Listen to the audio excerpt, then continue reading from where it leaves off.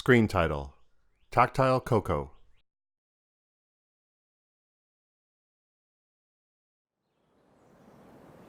Travel pictures of Coco. Christine Richard and Tefan Giraud signing. Tefan. Hi there. Can you share with us a bit about who you are? Christine. People call me Coco, but my full name is Christine Richard. Tefan signs into Coco's hand. And where are you from? Proud to be born and raised in Ottawa, Ontario. I know you are deaf, but your vision is changing as well. Do you mind telling us more about that? I was born deaf. My eyesight was normal at birth. When I was 4, I went to school and I could play and sign with the other deaf kids without issue. At 6 or 7 years old, I started to notice some changes. I would be walking and chatting with friends, and then out of the blue I would run into a pole that I had not seen. Or in class, my teacher would try to get my attention by waving at me, and I would miss it. So things like this started happening more and more. My parents started seeing changes as well, so they sent me to the doctor for some tests. At age 8, I was diagnosed with Usher syndrome. After the diagnosis, my parents just sat there and fell into a state of shock, really. Their daughter was already deaf, and now she will also lose her sight completely. I will never forget that day. When we left the doctor's office, I still didn't know what had happened. I mean, I know I was here for tests, but I didn't really know what they were for. I remember sitting in the back seat of our car and watching my mother cry, and my father, head down, gripping the steering wheel, lost in thought. "Mom? Dad?" I'd asked. "What's wrong?" And then and there, in our car, they told me. Just like that.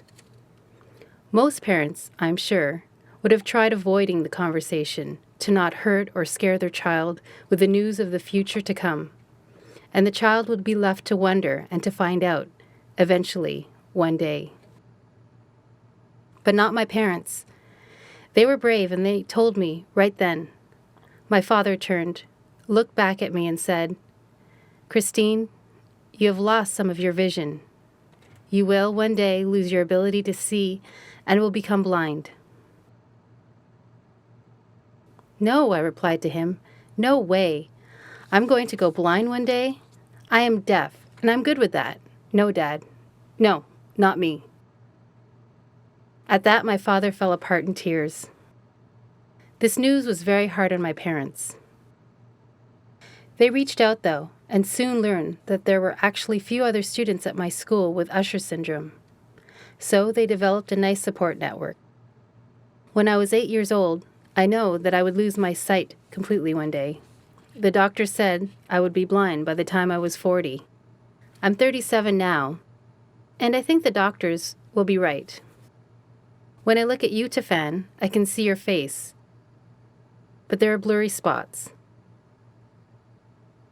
In 2004, I had surgery in my left eye, but now the vision is completely gone. In my right eye, I have some vision left, but it's like looking down a narrow tube in which I can only see your face. I'll be 40 soon. I think the doctors are right. My sight will be gone. Coco at her desk. She uses her camera phone to magnify some text.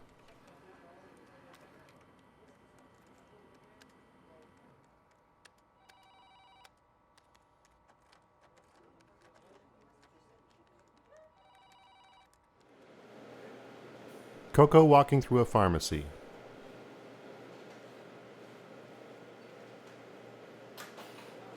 She walks towards the post office desk. She gestures to some handwritten notes. The postal clerk follows along. He points to some envelopes.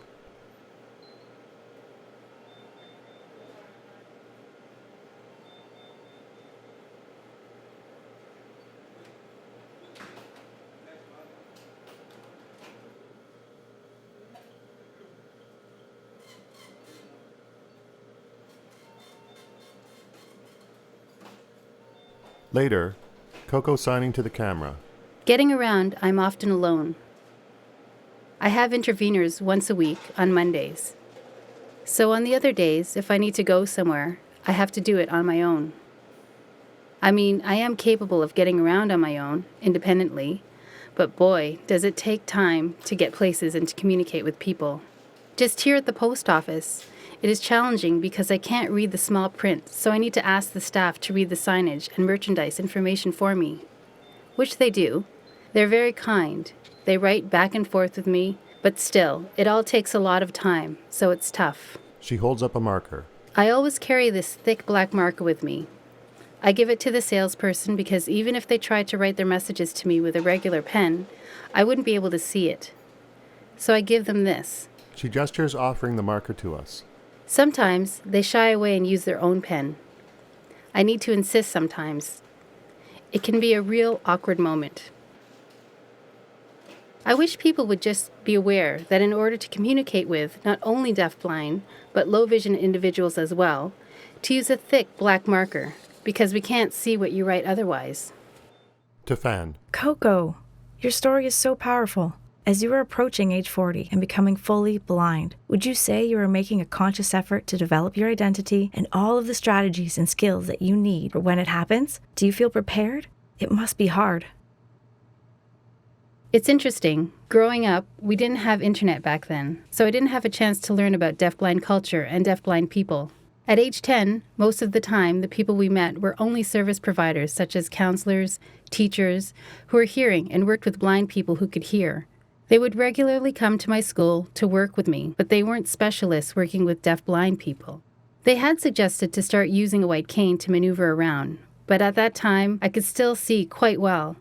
I could see at night, even run around in the dark. I didn't want to carry a white cane with me. It was embarrassing. I didn't want my deaf friends to laugh at me. I was going to look ridiculous and stand out. I didn't want other students and my friends to tease me, so I refused to learn the white cane. At age 12 or 13, they said I needed to learn Braille. I didn't understand that either. I still could see the print on the pages. I didn't need this, so why should I learn this? Looking back now, I can see that I was in denial. When I was 13, I started high school, and the school had told me they had a surprise for me. I didn't know what to expect. "We got you a new desk." It was a huge wooden desk. I looked at it and didn't know what to make of it. They said it would help me see things closer to my face. There was a crank at the side of the desk that would lift the surface of the desk on an angle, so it would be closer to my face. I was horrified and getting more and more upset. Now I was supposed to have this different desk, but I am not different. I'm fine. I don't need this desk. Then people would start saying they had concerns about me that I couldn't see. They were not sure if I could play hockey or swim or other sports. "What if you get hit in the face with a ball that you can't see coming?" they would say. I felt like I couldn't just be a normal kid. My feelings of frustration continued to grow. My parents had so many medical books. They were reading in the hopes that science would one day find a cure for me and it could save my vision. They would hear about new treatments and surgeries being done in other countries, like Cuba, to cure blindness, but then the treatments didn't work out, and they would be back at square one and feeling so discouraged, but they would continue looking. Back in those days, they would be searching through rolls and rolls of microfiche. They would call doctor after doctor, but it all just seemed to be a vain attempt. If you can imagine, I was 24 when I first met another deafblind person who became a role model to me. His name is Elio Rigilo from Toronto. He made me realize that there is such a thing as a deafblind community. There was information, training, and resources available out there, but the biggest thing was that he showed me acceptance, that being deafblind was fine, was normal, was just a part of who he was. He had a huge impact on my life. He taught me that being deafblind is not to be someone deaf and Usher syndrome. It's about being deaf with diversity. The deafblind community is diverse and includes various different forms, experiences, and challenges. For example, some people have ushers, while others have acute near vision, or blurred vision, or see spots, or floaters. There are so many different deafblind realities out there. But the one thing we have in common is we need to be resilient. We all have our barriers that we must face on a day-to-day basis. Some people use tactile sign language to communicate by signing into the relaxed hands of the recipient person. There really is such a beautiful and unique distinctness to the deafblind community. At one of my first deafblind community events, I can remember standing at the door to a room full of deafblind people chatting. I observed so many different ways to communicate. People chatting in sign language, but standing farther away from each other in order to get each other in their field of vision. There was also people using two-handed manual signing, where one person would fingerspell letters into the relaxed palm of the other person, while others signing almost at the edge of someone's nose so that they would see them. I was struck by all of the communication diversity happening in the room, and that naturally everyone seemed to be wearing dark-colored shirts too, to help contrast with seeing sign language. At that open door, Elio said to me, "Now see, this is our community, the deaf-blind community." From that moment on, I have always been truly proud to be who I am, a deaf-blind woman. Some people who meet me still assume that I have been blind from birth, which I wasn't, but I am still a part of the deaf-blind community. This is not unlike the diversity that is found in the deaf community. Some deaf people have hearing aids or cochlear implants and the like, but they are still part of the deaf community. We are diverse in the type of vision loss, but we experience the same kinds of challenges and barriers every day, which unites us. This realization had a big impact on how I see myself, my self-worth, and identity. I mean, life can be frustrating. Society can present such challenges because of society as a whole. Oftentimes, it stems from people just being so completely unaware of deafblind people and what their needs are, which is why I have made it a personal mission of mine to show people, to show society, and to teach people about what I need. But it takes a lot of patience and a lot of work. I also encourage other deafblind people to stand up for their human rights and to work towards a better future as well, and not just to accept how things are today, but to work towards a better tomorrow. Even technology is improving by leaps and bounds. Today we have Braille cell phones, Braille watches. Wow, really? Oh yes, so many new communication options exist these days, and technology is just getting better. It's amazing. Plus, in 2003, 2004, the use of the internet exploded, and this has had a great impact on the world. These days, all you would need to do is do a quick Google search, and you are guaranteed to find hundreds of resources, videos, and websites available to you. Anything from a deafblind person's adventures while traveling the world to another person just sharing their story. And with Facebook, well, there are dozens of online deafblind groups that you can join and be a part of that offer a sense of community and so much more. The visibility and the networking opportunities for deafblind people is so much more rich now with the internet than it was years ago.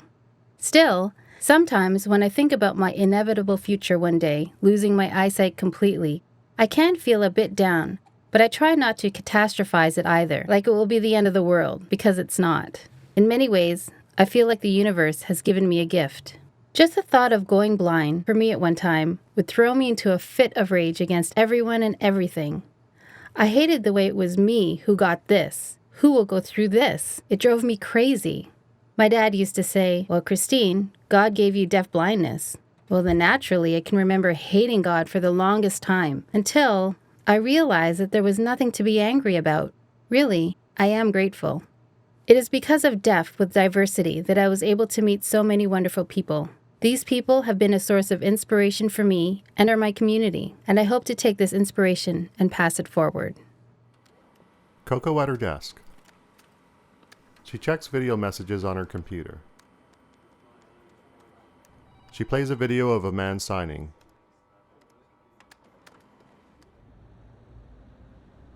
On an urban street, Coco walking with her white cane.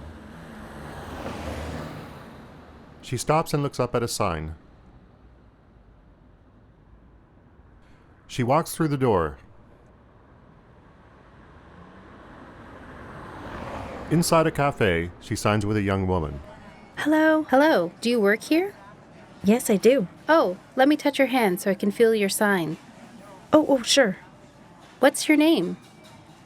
It's Ma Ken Z. Oh, Mackenzie. Did I get that right? I think so. Can you say it again, but more slow, please? Oh, sure. Mackenzie. Aha, yeah. That's right. Oh, great. My name is Coco. Would you mind helping me and showing me where the lids are for my coffee? Oh, sure. Yes, they're over there in the back of the store. Really? Okay, let's go. Oh, I'll run and get one for you. Wait here. Pictures of Coco's travels.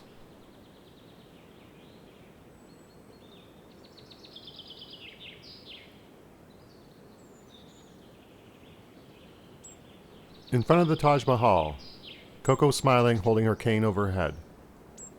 By a sign that reads Cape of Good Hope. To Fan. So you went to Nepal. And you stayed there for quite some time. Why did you choose Nepal and decide to go there? When I graduated from university, Gallaudet University in 2006, I came back home to Ottawa. I was here for a year and was teaching newcomers to Canada who were deaf and learning American Sign Language and English. They were from Somalia and other countries, and their personal stories that they would share with me were incredible. The experiences of a deaf person in another country was something that I had never really heard of, and it started to get me thinking about my life and what I was really interested in doing. I later decided to start traveling and getting involved in some kind of international work. Luckily for me, I had been exposed to international travel growing up, so I felt pretty confident about what I wanted to do. From 2007 to 2009, I spent 2 years in Nigeria, Africa. It was incredible. I went there as part of an overseas volunteer service, and this experience changed my life forever. I learned that when I shared my knowledge and experience with others, that it made a positive difference. In that area, there were schools, other services, and funding for deaf people. And there were also services and funding for hearing blind people, but nothing for deaf-blind people. There was this gap where they didn't belong totally with the deaf school because they can't see, yet they didn't belong to the hearing blind school either because they couldn't talk. So this led to such isolation. So again, I got to thinking, with my vision as it is, I better take what opportunity I have now to travel the world. I was young, free, I was only 29. I could go anywhere and do anything. So I did. I started a blog, started seeking financial support for my travels. I headed to Australia, then New Zealand, and all over Asia. I visited so many different countries and meeting friends in each place. I met hundreds of deaf-blind people from around the world, and then one day a friend suggested that I visit Nepal. I thought the idea was perfect. I mean, I am Buddhist, after all, and I would love to see Mount Everest. I went from Malaysia to Nepal. It was only for a couple of weeks, but it had a huge impact on my life. I met so many deaf people in the community. I remember one day clearly. I went to Kathmandu to visit the Deaf Association there for an event. I met lots of people. I even met the president and the board of the association.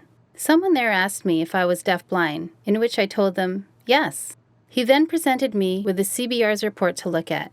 The CBR is an organization that conducts research on behalf of the UN, and they had published statistics about persons with disabilities. In the report, there were pages and pages listing names of deafblind people in the region of Nepal. They had categorized everyone as having a vision loss, and not differentiating the different kinds of vision loss. But still, the people were there. I immediately asked if there was a deafblind school then. At which point, I was told that there used to be, but it closed due to a lack of funding. Then I asked about other services or resources for them. There was nothing. I couldn't believe it. Later on, he asked me to come with him to visit a family living in a small, rundown house. In the house, I met a man who was 50 years old and completely blind, and his 45-year-old sister, who had some residual sight left. This man, however, also had signs of developmental delays and didn't have the means to communicate in sign language or tactile sign language, but his sister could sign a little. When I first approached the man, I tried to put my hands on his to teach him about tactile communication, but he didn't know what to make of it and just pushed me away. We struggled to communicate with each other, and soon after that day, I headed back home. Back at home, I couldn't stop thinking about all those people, deaf-blind people in that report. My traveling, up until that point, had been for personal pleasure, but now I decided I wanted to do something. With that, I packed my bags. Telling my father that I was moving to Nepal was a moment I will never forget. His first words were, "What? You were just in Africa for 2 years, and now you're headed off to Nepal? Please, sweetheart, can't you stay home with us for a while?" At which point I looked at my dad and said, "No, Dad, I knew in my heart that this was my calling and that I needed to go. I left home with only a backpack and my cane, and away I went. To Nepal, I brought with me several donated canes. I reached out to friends and they sent me braille books. I collected as much as I could find that I thought the people there could use. I then asked the Kathmandu Association of the Deaf if I could rent an office space with them. They offered me a space for a reasonable price and I was happy to pay them for it. I moved in, painted the walls, hung up posters, and made the space my own. I began right away. The locals helped me with my Nepalese, and I began visiting various communities around the country to get a sense of things. That was the beginning of the Nepalese Deaf-Blind Project. I ended up staying there, working for 3 years. During that time, we learned that there was actually 1,000 deaf-blind people in that region. From what we found out, the reason for such high number of cases of deafblindness was due to a few factors. First, insufficient medical treatment of women who fall ill while pregnant. Their babies then would be born deaf and blind. Second, other times deaf people would be working in the rice fields. It was cheap labor, and they didn't have safety goggles and would frequently get eye infections. Third, or when people grew older, they would suffer from cataracts without the means of being able to have surgery. So this is where we put our focus to give resources and support to these people, and I worked in collaboration with the Deaf Association that was already in place. Our work included visiting hospitals to see what more we could do there to support the deaf-blind. We gave presentations to the government. Whoa, there were challenges at every turn. But after my 3 years there, I am proud to say that we built this infrastructure of support for the deaf-blind in Nepal. Today, I've since left, but the project is still active in the region, and the Deaf-Blind Association is still there. I am so proud of that community and what they could accomplish together. These days, I cannot get Antarctica out of my mind. I mean, it only makes sense. I've already been to 6 continents: Europe, South America, North America, Australia. The only one I have left is Antarctica. I have never read of a deaf-blind person who has traveled to all 7 continents. I'm not sure if there is. So I'd like to go for it and become the first. Because, if you dream it, you can do it. There are also other countries I would like to see. Greece is one. I read a lot about Greek mythology while growing up, Zeus, Orpheus, and the Greek gods. I also want to go to Egypt to see the pyramids. That would be important to see. There's so many beautiful countries, my list is long. I know that I will lose my sight. I know that I might not technically get to chance to see all of these places. But I still can experience them. I will still travel everywhere I can with my smell and touch and taste. Out of the 5 senses, well, I never missed my hearing, as I've never had that one. I'm losing my sight, but you know what? I still have 3 out of the 5 senses left. I've been to India. The food was amazing. You can experience places in a number of different ways. I've touched the Taj Mahal. Seeing it in person, I was shocked by how small it actually was.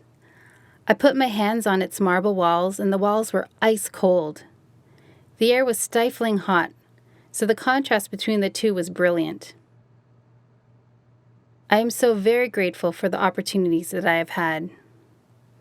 I find often people, even those with low vision, they put off doing the things that they want. They say it's because of lack of money, or it's not the right time for this reason or that reason, and they keep on waiting and waiting. During my travels, I met many deafblind people who were so angry, bitter even. They would tell me that I was lucky. I was lucky that I got this money and that I was lucky that I got to do this traveling. When I asked them why they were so angry, they would tell me that they missed their chance. That was the only difference between me and them. Not the money or the luck, but the fact that I did not put off doing what I wanted to do. I did it, and I did it now. But at the same time, wherever you're at in your life, whatever kind of diversity you experience, whether you were born deafblind or just lost your sight completely, just go, live your dream. Travel the world, smell it, touch it, taste it, because that experience is waiting for you. It's even waiting for you, Tiffan. It sure is. I encourage you, Tiffan, even one time. Why not go anywhere? A museum, perhaps, and close your eyes and reach out your arms and touch. There's so much out there to experience. Catherine McKinnon. Thanks again. We really appreciate you sharing your story with us so genuinely. Your energy, your passion, really everything. Coco. Ditto. Keep up all the great work with what you're doing. Never give up. We are learning a lot from you. Thank you.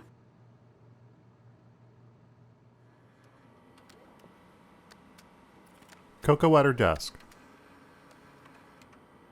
Composing a large print message on her phone. Coco checking video messages on her computer.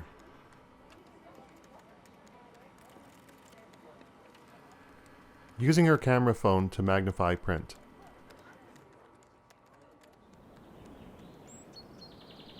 Photos of Coco's travels.